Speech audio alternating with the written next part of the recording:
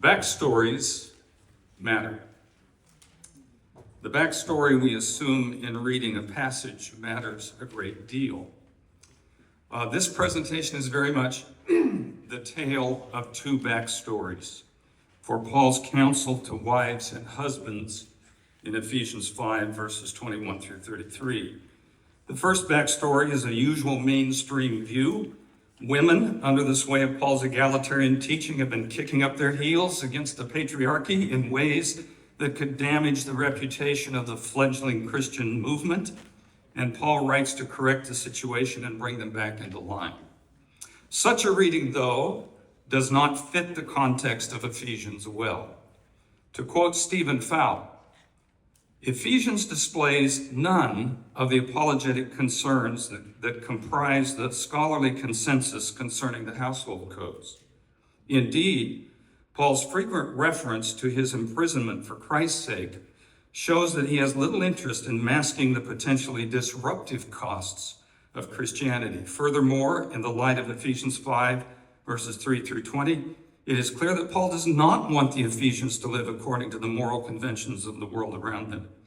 Thus, there is no reason to assume that when Paul addresses the ordering of Christian households in Ephesians, he has any interest in showing that Christians are not a threat to the order of the city. The second backstory, then, the second option, if you will, assumes the function of Ephesians 5:21 to 33 to be countercultural, or at least dominantly so. It holds that the household code in Ephesians represents countercultural communication. It bounds, limits, and radically reshapes patriarchal authority as it functions within the house churches in Ephesus by applying the values of the gospel to extremely flawed social structures of the time. That point serves as the first element in what I will call a hermeneutical frame for a countercultural, trauma-aware, and slavery-conscious reading of Ephesians 5:21 through 33. A second element in that hermeneutical frame is to consider the household code as a whole, acknowledging the presence of enslaved, enslavers, and slavery, chapter 6, verses 5 through 9. We have tended to hermetically seal that passage, Paul's counsel to the enslaved and enslavers. We treat it like a children's story in a worship service. We assume the children's story to be the one segment of worship directed to children who will not participate in the rest. What if we assume that enslaved persons, enslavers, and slavery are very much a part of the house churches in Ephesus, and that Paul has them in view throughout his letter? A third element of the hermeneutical frame is this. Read Ephesians 5:21 through 33 in the light of Paul's prior and sometimes very blunt teaching on sexual ethics. Chapter 2, verses 1 through 10, chapter 4, verses 17 through 32, and chapter 5, verses 1 through 20, an element I will expand on in a moment. A final element of the hermeneutical frame is to draw on scholarship concerning slavery, noting the widely attested presence of two ubiquitous components of first century Greco-Roman slavery. I regard these as non-controversial. Number one, informal marriage between the enslaved. And number two, the enslavers' all too ready access to sexual favors from the enslaved. We now turn to the second part of my paper, episodes, I've called them, in a countercultural and slavery-conscious reading of Ephesians 5:21 through 33. The first episode notes that Paul in Ephesians attends to trauma in the lives of believers. He casts their conversion as the removal of sources of trauma, chapter 2, verses 1 through 22, and is alert to the traumas introduced into the house churches by sexual abuse, chapter 5, verses 1 through 20, and by living against the grain of social structures, chapter 4, 1 through 6, 9, and in conflict with the powers, chapter 6, verses 10 through 20.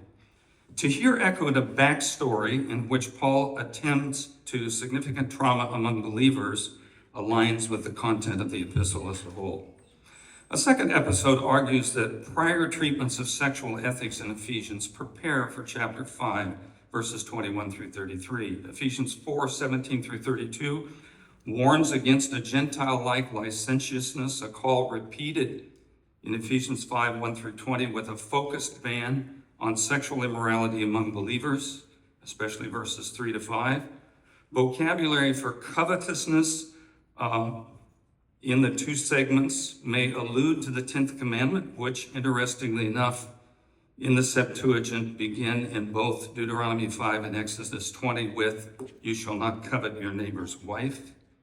Behavior that is culturally affirmed, such as sexual access of enslavers to enslaved women, nonetheless stands outside of God's will for believers. A third episode in a countercultural and slavery-conscious reading highlights an underrated feature of the passage. Paul uses an intensive array of language to signal that his topic is the relationship of a wife with her own and specific husband, and especially the relationship of the believing husband to his own and specific wife. I've attempted to display this array graphically in the appendix to the paper. What function of the passage is implied by this impressive, thoroughgoing emphasis? A fourth and final episode is the least important, but addresses an interpretive challenge presented in the passage. The husband may, in fact, be identified as Savior. Paul labels Christ as soter, rescuer, deliverer of the church, verse 23, in a way that suggests in the framework of his analogy that the husband is to be Savior of his wife. Perhaps that apparent identity should not be denied, as it usually is, but considered as part of a proposed backstory for the passage.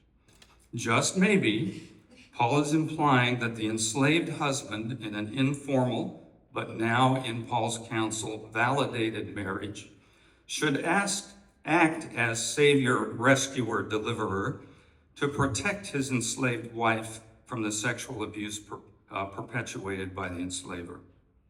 Conclusion.